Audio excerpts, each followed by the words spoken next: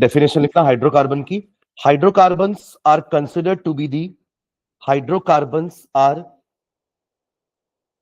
the compounds. Hydrocarbons are the compounds containing carbon and hydrogen only. Hydrocarbons are the compounds containing carbon and hydrogen only. Containing carbon and hydrogen only.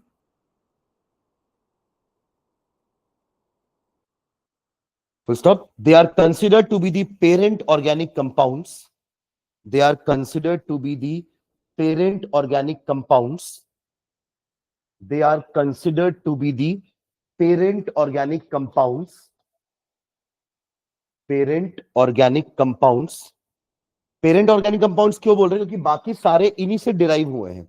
जैसे कि अगर मैं बात करूं CH4 की, CH4 हमारा methane है, इसी का एक H रिमूव करके Cl लगा दूंगा तो ये हेलो एल्केन हो गया, क्लोरोमीथेन।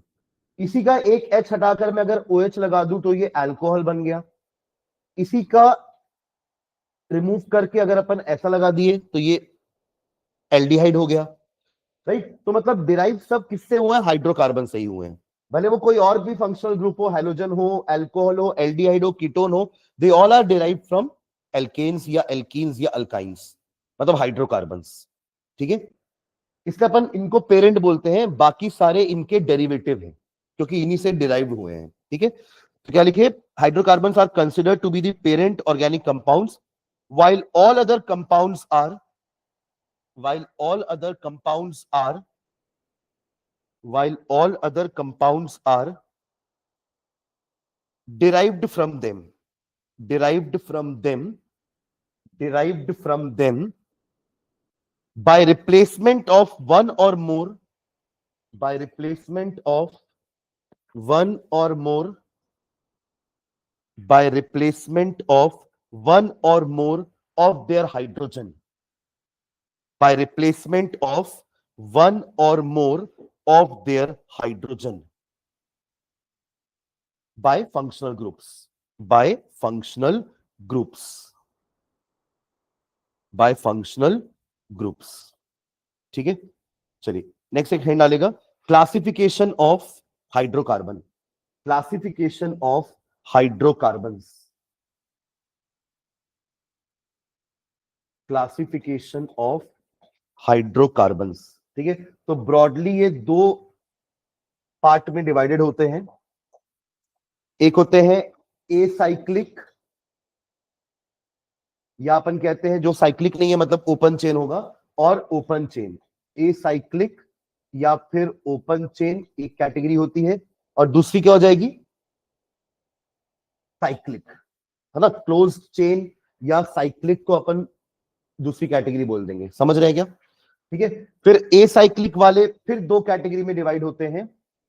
हम 10th में डायरेक्टली वही कैटेगरी पढ़ते थे कि हाइड्रोकार्बन्स दो तरीके के होते हैं, सैचुरेटेड और अनसैचुरेटेड। यहां पे हम एसाइक्लिक को उन्हीं दो पार्ट में डिवाइड कर रहे हैं, सैचुरेटेड हाइड्रोकार्बन जिनको हम क्या बोलते हैं? एल्केन्स, और एक होता है हमारा अनसैचुरेटेड हाइड्रोकार्बन्स। अनसैचुरेटेड हाइड्रोकार्बन्स, इनको हम फर्दर डिवाइड कर सकते हैं एल्कीन्स एंड अल्काइंस में, और इनको हम कहते हैं एल्कीन। ठीक है, ऐसे हम डिवाइड कर सकते हैं अपने एसाइक्लिक हाइड्रोकार्बन्स को। साइक्लिक में आते हैं तो यहां फिर से दो टाइप के हो जाएगा ना, साइक्लिक आपका फिर से दो टाइप का होता है। एक एलिसाइक्लिक होता है, एक्चुअली वो एलिफैटिक साइक्लिक है, उसको शॉर्ट में एलिसाइक्लिक बोल दिए, क्योंकि इन सभी को अपन एलिफैटिक हाइड्रोकार्बन्स बोलते हैं। ठीक है, एलिसाइक्लिक होता है एक, और एक होता है आपका एरोमेटिक। एलिसाइक्लिक एंड एरोमेटिक, ये एलिसाइक्लिक वाले में ही हम वो साइक्लो प्रीफिक्स लगाते हैं, साइक्लोहेक्सेन, साइक्लोपेंटेन, है ना। तो एलिसाइक्लिक वाले फिर दो टाइप के लिखना, एक सैचुरेटेड और एक अनसैचुरेटेड, सैचुरेटेड एंड अनसैचुरेटेड। वही साइक्लोएल्केन, साइक्लोएल्कीन, साइक्लोअल्काइंस, साइक्लोएल्कीन्स एंड साइक्लोअल्काइंस। ठीक है, और एरोमेटिक वाले फिर दो पार्ट में डिवाइड होते हैं, है ना। एक होते हैं बेंजीनॉइड्स वाले, बेंजीनॉइड्स और दूसरे होते हैं नॉन बेंजीनॉइड। नॉन बेंजीनॉइड्स, एक्चुअली पहले क्या होता था ना कि जिन कंपाउंड्स में कैरेक्टरिस्टिक एरोमा होता था उनको हम एरोमेटिक कंपाउंड बोलते थे, बट लेटर ऑन ऐसा हो गया कि जिसके पास बेंजीन रिंग है वो भी एरोमेटिक हो गया। मतलब एक सिंगल बेंजीन तो एरोमेटिक है ही, किसी के पास दो बेंजीन रिंग है, बेंजीन रिंग में कुछ लगा हुआ है, तो वो सभी आपके एरोमेटिक की कैटेगरी में आ जाएंगे। इसलिए अपन ने बोल दिया कि बेंजीनॉइड यानी कि containing a benzene ring, containing a at least one benzene ring अगर उस कंपाउंड में है तो उसको हम क्या बोल देंगे, बेंजीनॉइड बोल देंगे। और बेंजीन रिंग तो आपको पता है ना क्या होती है, C6H6 with alternate carbon carbon single double bonds, ठीक है। और नॉन बेंजीनॉइड वाले में नो बेंजीन रिंग, इसमें बेंजीन रिंग नहीं होगी, नो बेंजीन रिंग। तो इसको अपन पहचाने कैसे कि ये बेंजीनॉइड है, मतलब एरोमेटिक है या नहीं है, तो उसके कुछ रूल्स होते हैं। जब हम एरोमेटिक कंपाउंड पढ़ेंगे तो उसके रूल्स में आप लोगों को बताऊंगा कि कैसे हम पहचान सकते हैं। हक्कल रूल नाम होता है उसका। हक्कल रूल की हेल्प से हम बता सकते हैं कि whether the compound is aromatic और नॉट। बेंजीन रिंग दिख जाएगी तो वो तो पहचान है ही कि वो एरोमेटिक है, पर नॉन बेंजीन वाले के हम कैसे पहचान करेंगे कि वो एरोमेटिक है या नहीं, तो उसके लिए कुछ रूल्स होते हैं, ठीक है। तो ये अपन को एक एक करके इन्हीं सबको पढ़ना है, alkane, alkene, alkyne and then benzene, है ना। इन सब का प्रिपरेशन एंड प्रॉपर्टीज जो मैंने आप लोगों को लास्ट क्लास में ही कहा था कि अपन पढ़ेंगे एक एक करके, ठीक है। चलो पहला हिंट डाल लो, एल्केन्स। एल्केन्स, अच्छा इन बेंजीनॉइड्स वालों को ना एरीन्स भी बोलते हैं, एक और नाम लिखना है इनका, एरीन्स। एरीन्स, ARENES, एरीन्स, ठीक है। चलो स्टार्ट करेंगे सबसे पहले एल्केन्स के साथ। एल्केन्स, ठीक है। इसमें हाइफन डाल के लिखना, the acyclic saturated hydrocarbons are called, the acyclic saturated hydrocarbons are called, the acyclic saturated hydrocarbons are called alkanes, are called alkanes. Acyclic saturated hydrocarbons are called alkanes, full stop. They are also known as, they are also known as paraffins, PARAFFINS, paraffins. देखो para का मतलब होता है little, para का मतलब little, और affinity का मतलब होता है लाइकिंग। इलेक्ट्रॉन एफिनिटी पढ़ते थे ना अपन, इलेक्ट्रॉन गेन एंथैल्पी या इलेक्ट्रॉन एफिनिटी बोलते थे कि कितना जल्दी वो इलेक्ट्रॉन गेन कर लेगा। उसकी लाइकिंग होगी तो जल्दी गेन करेगा, अगर वो इलेक्ट्रॉन को डिसलाइक कर रहा होगा तो जल्दी गेन नहीं करेगा। तो पैरा एफिनिटी मतलब पैरा यानी कि लिटिल एफिनिटी, यानी कि ये हमारे कम रिएक्टिव होते हैं। सुन रहे हैं क्या, these are less reactive compounds. तो पैराफिन्स के ब्रैकेट में लिख लेना little affinity, little affinity, AFFINITY, little affinity, that is they are relatively, that is they are relatively, that is they are relatively unreactive towards, they are relatively unreactive towards most of the reagents, most of the reagents, relatively unreactive towards most of the reagents। मतलब अगर आपको reaction करवाना है तो आपको condition थोड़ी सी drastic देनी पड़ेगी। ड्रास्टिक मतलब हाई टेम्परेचर, हाई प्रेशर, या कैटलिस्ट लेना पड़ जाए उसके रिएक्शंस को करवाने के लिए, ठीक है। चलिए, तो ये बात हो गई इनके इंट्रोडक्शन की। अच्छा, इनका जनरल फॉर्मूला क्या होता है वो भी लिखना एक line. The general formula is CnH2n+2, CnH2n+2 इनका जनरल फॉर्मूला हो जाएगा, जिसकी हेल्प से आप सभी मेंबर के फॉर्मूले कैलकुलेट कर सकते हैं, जहां पे n का वैल्यू कहां से चालू होगा, 1 2 एंड सो ऑन, ठीक है। हो गया,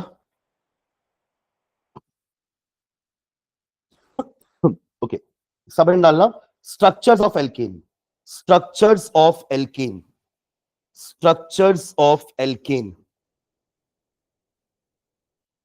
स्ट्रक्चर की बात करेंगे तो थोड़ा सा आप लोग याद करिए, हमने केमिकल बॉन्डिंग में हाइब्रिडाइजेशन करके टॉपिक पढ़ा था, जहां पे हम बात करते थे कि कार्बन कार्बन जहां भी सिंगल बॉन्ड होती है वो हमारे कार्बन कैसे हाइब्रिडाइजेशन के होते हैं, sp3। और sp3 का मतलब ये है कि एक s और 3p मिलकर के 4 नए हाइब्रिड ऑर्बिटल्स बनाते हैं which align themselves in the form of a regular क्या, टेट्राहेड्रल। ज्योमेट्री का नाम क्या था इनकी, tetrahedral geometry. Hybridization is sp3, geometry is tetrahedral, angle is, कुछ तो बताओ, एक चीज तो बताओ, तीन चीज तो बता दिया मैं। 109 नहीं, 109.5 डिग्री, 109.5 डिग्री। 0.5 से भी चेंज हो जाएगा ना, मतलब चीजें, क्योंकि 109 किसी और का भी हो सकता है एंगल, है ना, जिसमें वो लोन पेयर के कारण थोड़ा एंगल कम होता था, याद है। जैसे टेट्राहेड्रल ज्योमेट्री और भी लोगों की होती है, बट उनमें नंबर ऑफ एटम्स 4 नहीं होते, एक जगह लोन पेयर होता है, तो लोन पेयर के कारण रिपल्शन होता है, जिससे ये एंगल 109.5 से कम होकर के 109 हो सकता है, 108 भी हो सकता है, जैसे कि वाटर में होता है।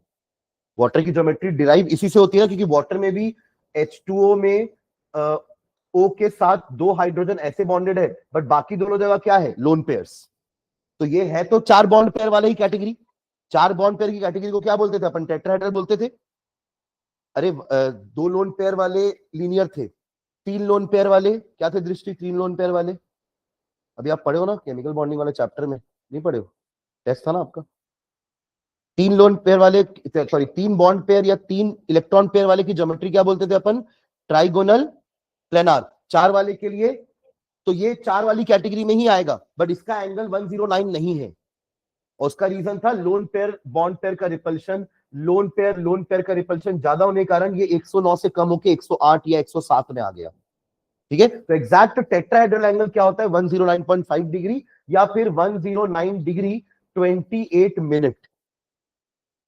30 मिनट मतलब हाफ डिग्री, 60 मिनट मतलब 1 डिग्री। ठीक है, ओके, चलो लिखना है इसमें स्ट्रक्चर में।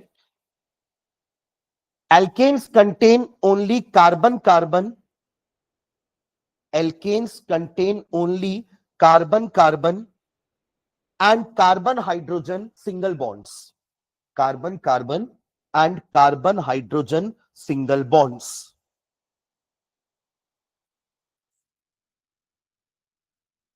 So stop. Each carbon is sp3 hybridized. Each carbon is sp3 hybridized. Each carbon is sp3 hybridized and forms 4 sigma bonds. Sigma pi सब याद है ना, डबल बॉन्ड में एक सिग्मा एक पाई, ट्रिपल बॉन्ड में एक सिग्मा 2 पाई, और सिंगल बॉन्ड में तो एक ही sigma, and forms 4 sigma bonds, and forms 4 sigma bonds, 4 sigma bonds. और ये सिग्मा बॉन्ड कैसे डायरेक्ट होती है स्पेस में, in the form of a regular tetrahedron. तो उसके भी लाइन लिखना, these 4 bonds, these 4 bonds, these 4 bonds are directed towards the, are directed towards the, are directed towards the corners of a regular tetrahedron, corners of the regular tetrahedron with an angle of 109 degree 28 minute, with an angle of 109 degree 28 minute। Full stop लगा के एक line लिखो, दस alkanes have tetrahedral structures, thus alkanes have tetrahedral structures, thus alkanes have tetrahedral structures। ठीक है, ये geometry बना लो। हम मीथेन का एग्जांपल लेकर के एक स्ट्रक्चर बना रहे हैं। ये प्लेनार स्ट्रक्चर नहीं है, ठीक है, all hydrogen are not in one plane. एक समझ लीजिए आप लोग की तरफ है, एक पीछे बोर्ड की तरफ है, समझ रहे हैं क्या, ऐसे गया है, ऐसे गया, मतलब काइंड ऑफ एक तरह का पिरामिड बना रहा है, समझ लीजिए। ठीक है, इसको अपन ऐसे भी शो कर सकते हैं, एक तो ये आप ऐसे रेगुलर टेट्राहेड्रन टाइप का बना लो यहां पर,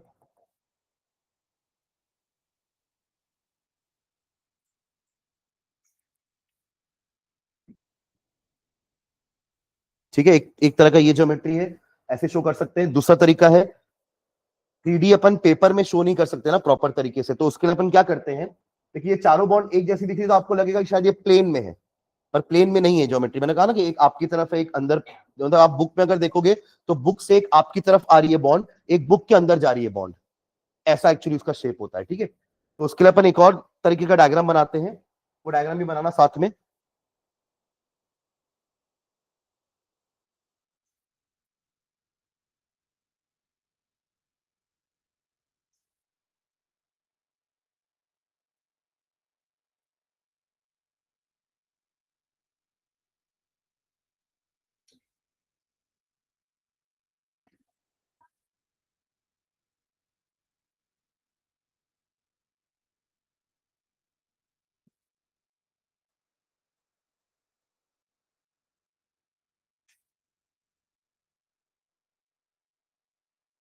इसको अपन वेज डायग्राम बोलते हैं ना, ये वेज होता है जिसमें एक वेज अपन ने डैश बनाया है और एक को हमने पूरा सॉलिड बनाया है।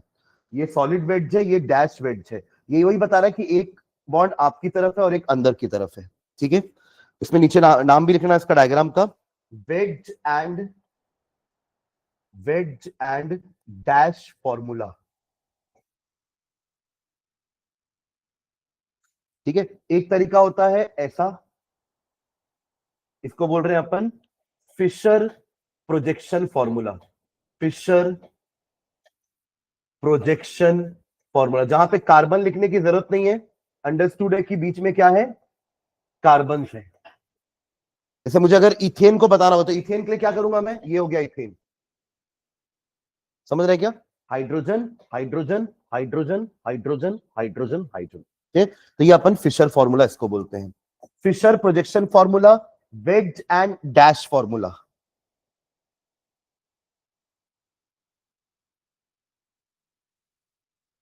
ठीक है,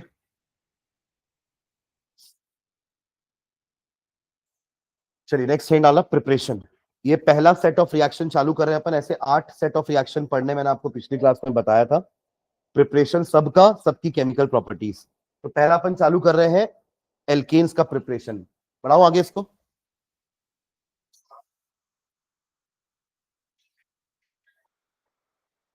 प्रिपरेशन ऑफ एल्केन्स, कैसे आप लेबोरेटरी में एल्केन्स को बनाएंगे, है ना। और क्योंकि हमने पढ़ा कि एल्केन्स एक तरह की होमोलोगस सीरीज है, तो जो मेथड से आप मीथेन बनाओगे उसी मेथड से प्रोपेन या हेप्टेन या ऑक्टेन नॉनेन भी बनेगा, because they all have the same method of preparation.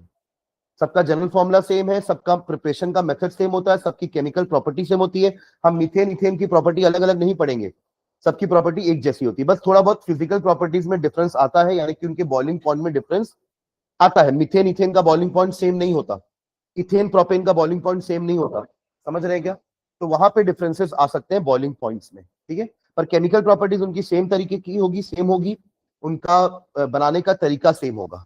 ठीक है, ओके।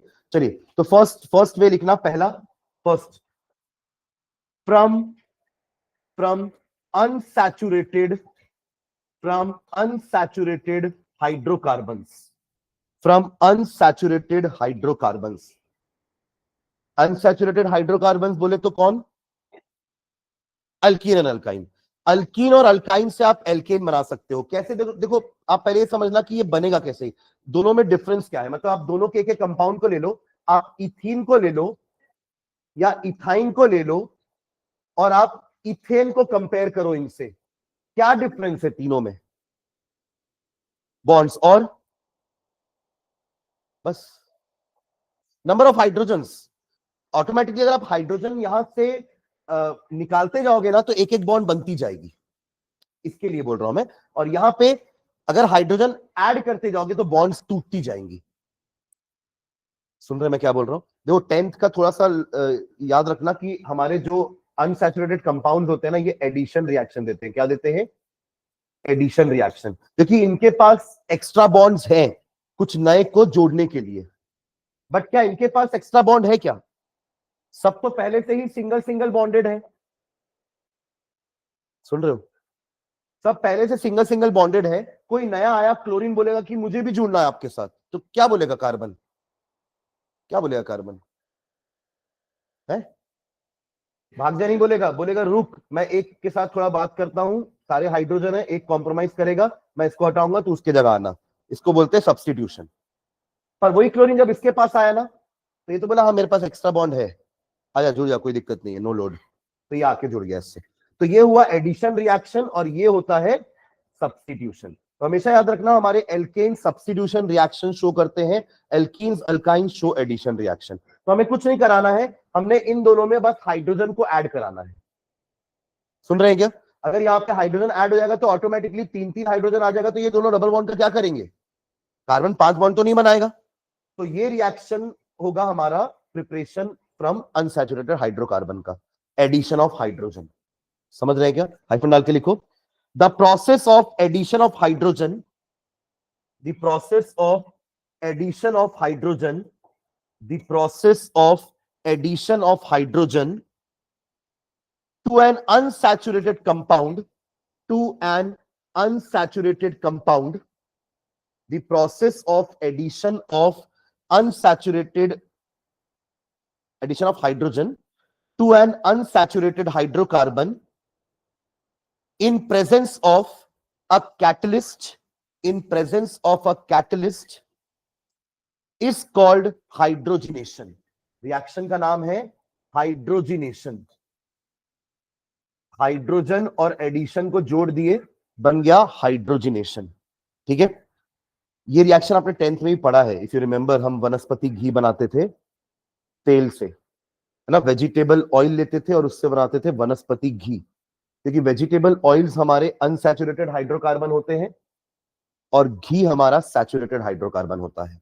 ठीक है, तो वहां पे अपन सिंपली हाइड्रोजन ऐड करते थे इन द प्रेजेंस ऑफ निकल या प्लैटिनम या पैलेडियम, तीनों में से कोई भी कैटलिस्ट यूज कर सकते हैं। ये बस सरफेस दे रहे हैं हमारे कंपाउंड्स को, ये क्या दे रहे हैं? एक जगह दे रहे हैं, सरफेस दे रहे हैं रिएक्शन करने के लिए, तो दे आर कैटलिस्ट। ठीक है, तो नीचे एक लाइन लिखना, alkenes and alkynes, alkenes and alkynes, alkenes and alkynes. अच्छा, इन दोनों को बराबर हाइड्रोजन लगेंगे क्या एल्केन बनने में? एल्कीन और अल्काइन को क्या बराबर अमाउंट ऑफ हाइड्रोजन लगेंगे क्या एल्केन बनने के लिए? फिर ये कितने हाइड्रोजन में ये ऐसा बन जाएगा? ये कितने हाइड्रोजन मॉलिक्यूल में ऐसा बन जाएगा? बोलो ना, जोर से बोल दो ना। 2 मॉलिक्यूल कि 2 एटम बोल रहे हो? 2 एटम मतलब एक मॉलिक्यूल। अरे एक एक ऐड हो जाएगा तो नहीं, एक एक ही तो कम है, तो एक मॉलिक्यूल लगेगा। और इसको 2, पहले एक ऐड करोगे तो इथीन बनेगा, फिर एक और ऐड करोगे तो इथेन बन जाएगा, और ये तो इथीन पहले से ही है, तो एक ऐड करने पर इथेन बन जाएगा। अरे हाँ या ना? तो alkene and alkynes add 1 and 2 molecules of hydrogen. Alkenes and alkynes add 1 and 2 molecules of hydrogen respectively in a presence of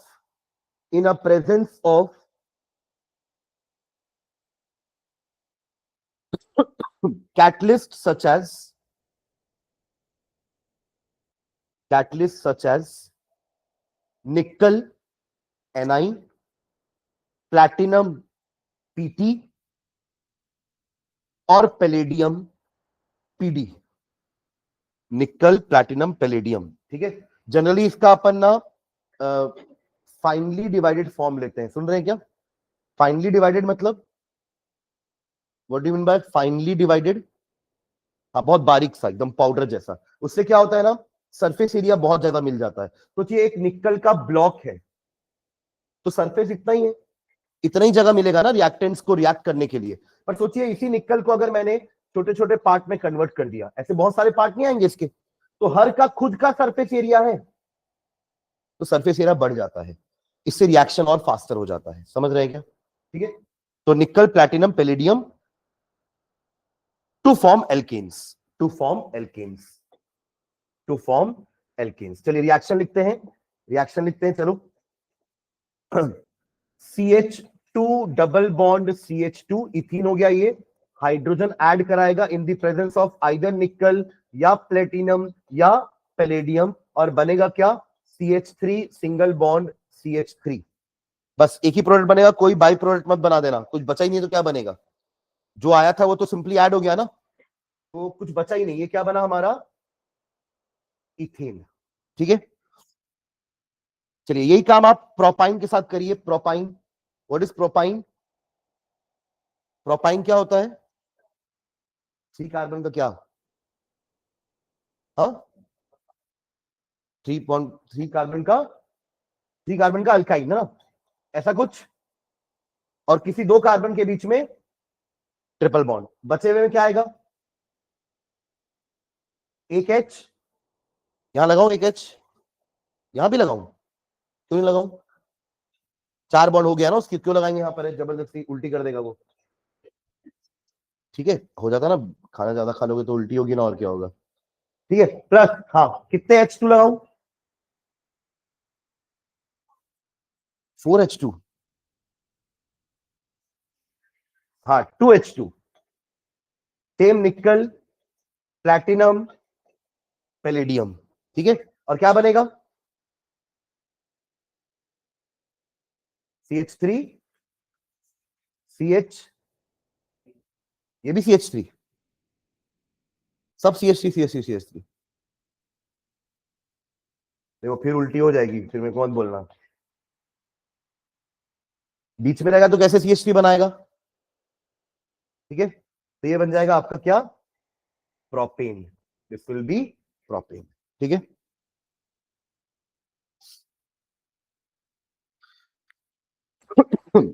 note में एक पॉइंट लिख लेना, नोट करके लिख लो। This hydrogenation reaction is used in the manufacture of, this hydrogenation reaction is used in the manufacture of, used in the manufacture of वनस्पति घी from edible vegetable oil। किसकी? वनस्पति, VANAS, वनस, और पति PATI, वनस्पति घी from edible vegetable oil, from edible vegetable oil। ठीक है, तो ये पहला तरीका हुआ फ्रॉम अनसैचुरेटेड हाइड्रोकार्बन। सेकेंड लिखेंगे, second, second reaction from alkyl halides. What do you mean by alkyl halides? What are alkyl halides? कोई एग्जांपल?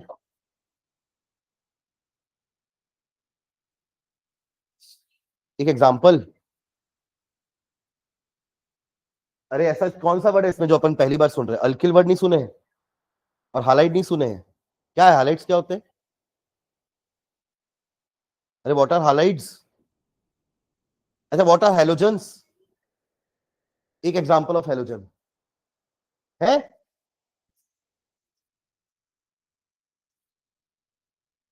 वो दे दिया एग्जांपल मुझे एक। हाँ, हैलोजन का एक एग्जांपल बताओ। हैलोजन का एग्जांपल पूछ रहा हूँ, एल्डिहाइड में कहां जा रहे हो आप? अरे हैलोजन का example, iodine, bromine, chlorine, fluorine. इतना नीचे नहीं गिर सकता मैं, अब समझ रहे हो मैं आप लोग, कि मैं एकदम हैलोजन तक पहुंच जाऊं। मैं ऐसा नहीं कि मैं पिछला यूनिट को रिवाइज नहीं करवाऊंगा, मैं बीच बीच में बताऊंगा, बट इतना नहीं गिरूंगा मैं कि हैलोजन बता दूं कि हैलोजन क्या है। ये तो पता होना चाहिए यार, हैलोजन क्या है कम से कम। तो CH4 में से ही, मीथेन में से ही अगर मैंने एक हाइड्रोजन हटा करके क्लोरीन लगा दिया, या ब्रोमीन लगा दिया, या फ्लोरीन लगा दिया, या आयोडीन लगा दिया, तो इसी को अपन कहते हैं अल्किल हालाइड। क्या बोलेंगे? अभी बाहर, अभी बाहर है।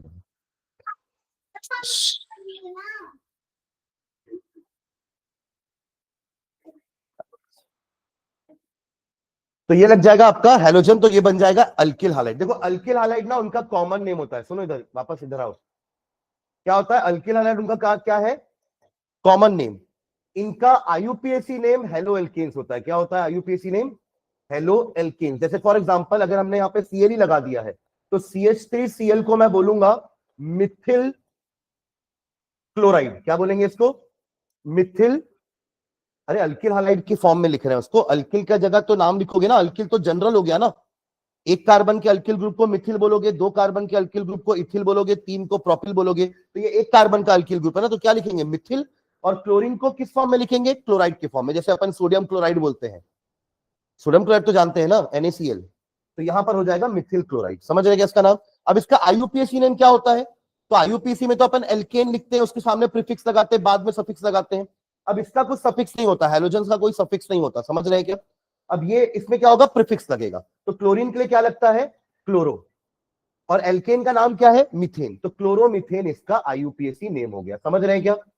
तो haloalkane is the IUPAC structure and alkyl halide is the common name of our halogen derivative of alkanes.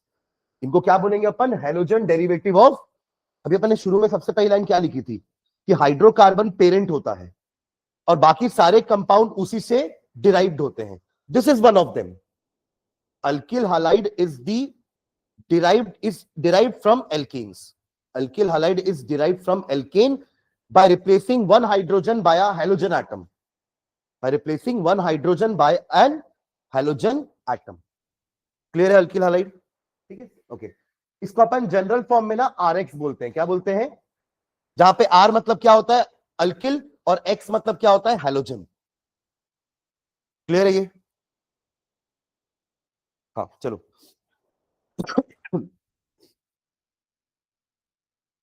लिखो हाइफन डाल के।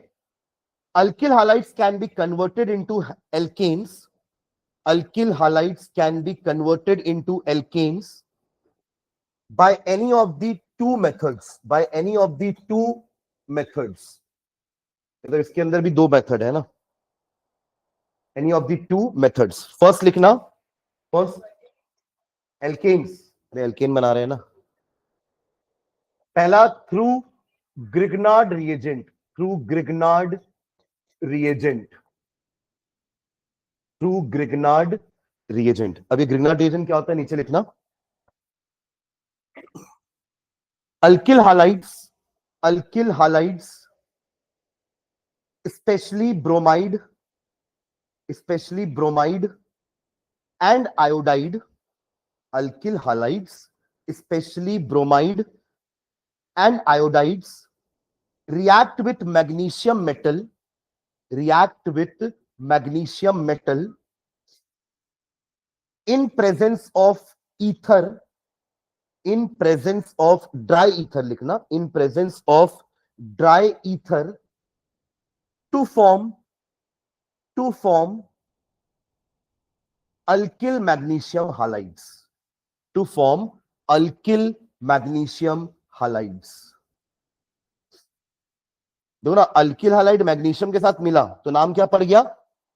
Alkyl magnesium halide. ठीक है, full stop. This is commonly known as Grignard reagent. This is commonly known as Grignard reagent. This is commonly known as Grignard reagent. हमने alkyl halide को कैसे denote किया था? RX से किए थे। ये अल्किल हालाइड है ना, RX, इसके बीच में Mg डाल देना, यानी कि ग्रिग्नार्ड रिएजेंट का कॉमन फॉर्मूला क्या हो जाएगा? RMgX। ब्रैकेट में लिख लो RMgX। नाम भी देखो ऐसे ही पढ़ना है, alkyl magnesium halide. Alkyl magnesium halide is commonly known as Grignard reagent after the name of its scientist Victor Grignard. उनको नोबेल प्राइज भी मिला था इसके लिए। ठीक है, ठीक है। तो इससे बनाएंगे अपन एल्केन, पर पहले इसको बनाएंगे फिर इससे एल्केन बनाएंगे। ठीक है, तो नीचे लिखना, पहले अपन यही बनाते हैं। तो ले लेंगे RX प्लस Mg। हाँ, अपन एक चीज और वर्ड वहां पे लिखा है, ड्राई ईथर। मतलब ये पानी के प्रेजेंस में नहीं बनेगा। हम हर चीज को पानी के प्रेजेंस में नहीं बनाते ना। कुछ लोग पानी से डरते भी हैं, तो वो लोग पानी के साथ रिएक्शन नहीं कराएंगे। समझ में आ रहा है क्या? तो ये क्या होगा? Dry ether. तब जाके बनेगा RMgX। RMgX। ठीक है, ऐसे आपका ग्रिग्नार्ड रिएजेंट बन जाएगा। एक्चुअली क्या होता है ना, ग्रिग्नार्ड रिएजेंट कहीं से प्रोटॉन अगर उसको मिले ना तो वो एल्केन बन जाता है।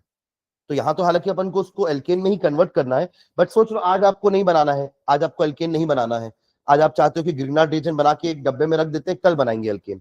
तो आज आप क्या करोगे, उसको बना करके ड्राई ईथर के प्रेजेंस में बनाएंगे और मॉइस्चर फ्री कंडीशन में कहीं स्टोर करके रख देंगे कि आज ही उसको कहीं से प्रोटॉन ना मिल जाए और वो आज ही एल्केन ना बन जाए, हम तो कल बनाना चाह रहे हैं। समझ में आ रहा है क्या? तो जैसे ही RMgx को कोई प्रोटॉन कहीं से मिलता है, वो प्रोटॉन उसको पानी से मिल सकता है, वो प्रोटॉन उसको एसिड से मिल सकता है, वो प्रोटॉन उसको अल्कोहल से मिल सकता है, ये तीनों से उसको दूर रखते हैं। जब तक आप उसको एल्केन नहीं बनाना चाह रहे हो तब तक। बनाना चाहोगे तो फिर डेफिनेटली आप मिलाओगे इसको पानी के साथ या एसिड के साथ या अल्कोहल के साथ। तो हमेशा ध्यान रखना कि RMgx वाले किसी भी रिएक्शन में हमेशा हम ड्राई ईथर लेते हैं अगर हम बना रहे हैं उसको। तो देखिए अगर अभी अगर आप ग्रिग्नार्ड रिएजेंट बनाना चाह रहे हो तो आप चाहोगे ना कि ग्रिग्नार्ड रिएजेंट बने, डायरेक्टली एल्केन ना बने। और ऐसा नहीं है कि ग्रिग्नार्ड रिएजेंट का काम सिर्फ एल्केन बनाने में होता है, उसका काम और भी जगहों पर होता है। तो आपको उसको स्टोर करके रखना पड़ेगा ना, वरना वो सब सारे ग्रिग्नार्ड रिएजेंट एल्केन बन जाएंगे और हम नहीं चाहेंगे ऐसा। तो हम हमेशा उसको मॉइस्चर प्रूफ कंडीशन पे ही रखेंगे। मॉइस्चर प्रूफ मतलब जहां से उसको हम पानी से बचा सकें। ठीक है, इसलिए ड्राई ईथर यूज कर रहे हैं, एक्वा सोल्यूशन नहीं। ठीक है, हाँ। तो ये बन गया RMgx। इसका एक एग्जांपल ले लेते हैं, आर की जगह मैं इथिल ले लेता हूं। What is ethyl? CH3CH2Br। X की जगह मैंने Br ले लिया, ये तो जनरल फॉर्मूला है ना। एग्जांपल क्या हो गया, हमने आर की जगह एक अल्किल ग्रुप लिया, एक्स की जगह हमने एक हैलोजन ले लिया, प्लस Mg ड्राई ईथर, क्या बनेगा? C2H5MgBr। अभी C2H5 और ये CH3CH2 में टेंशन मत लेना कि सर ये कहां से आ गया, वही चीज है, बस मैंने उसको कंबाइन करके लिख दिया। ये अलग अलग नहीं है ना, सुन रहे हो क्या? CH3CH2 is similar to C2H5, same है वो। ठीक है, ये बन गया हमारा ग्रिग्नार्ड रिएजेंट। ठीक है, अब इसकी मदद से अपन एल्केन बनाएंगे, क्योंकि अपन यही लिखे ना कि हम अल्किल हालाइड से ग्रिग्नार्ड रिएजेंट के थ्रू एल्केन बनाने वाले हैं। तो पहले आपने अल्किल हालाइड से ग्रिग्नार्ड रिएजेंट बना लिया, अब ग्रिग्नार्ड रिएजेंट को खुला छोड़ दो तो अपने आप पानी लेकर के वो एल्केन बन ही जाएगा। ठीक है, एयर में तो मॉइस्चर होगा ही। ठीक है, पर ऐसा नहीं लिखेंगे कि खुला छोड़ देंगे उसको, है ना। तो उसके नीचे एक लाइन लिखना, Grignard reagent readily react with compounds containing Grignard reagent readily reacts with compound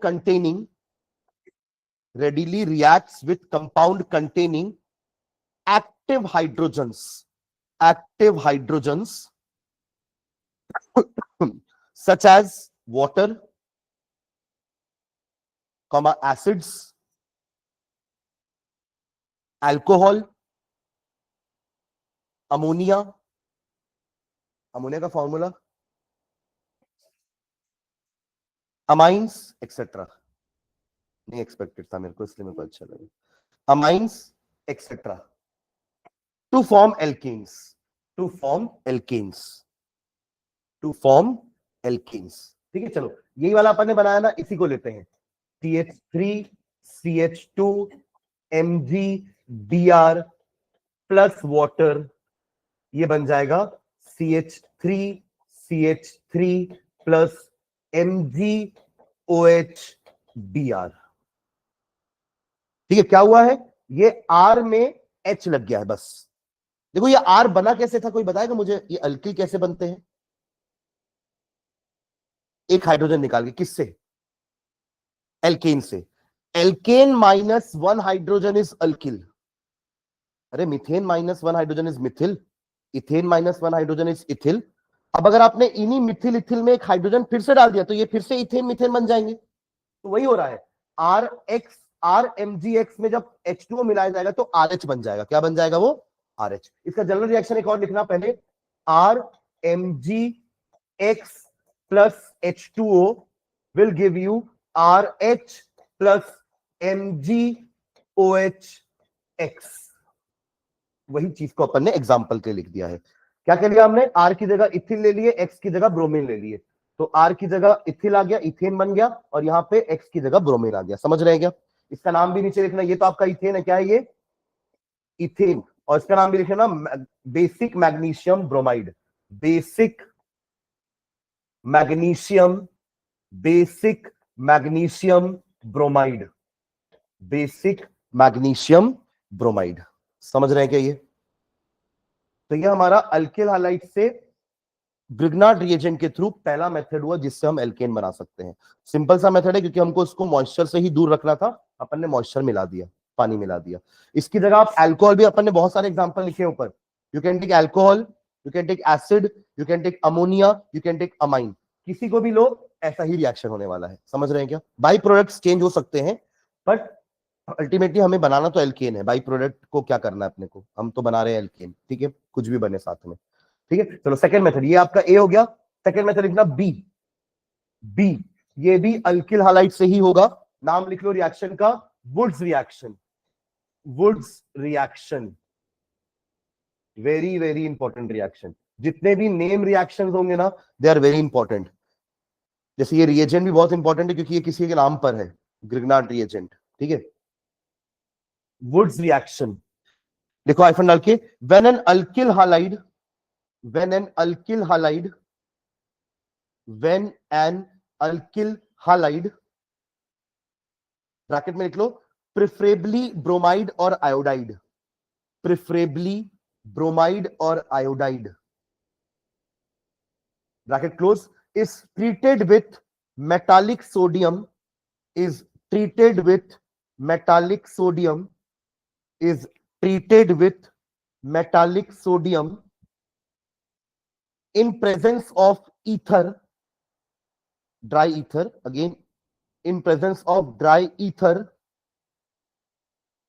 comma, a symmetrical alkane, a symmetrical alkane, a symmetrical alkane containing double the number of carbon atoms, containing double the number of carbon atoms present in the alkyl group is formed. Symmetrical alkane containing double the number of carbon atoms present in the alkyl group is formed. Full stop. This reaction is called Woods reaction. This reaction is called Woods reaction. ठीक है, इसका content लिख लिए हो, next class में इसका reaction देखेंगे। ठीक है,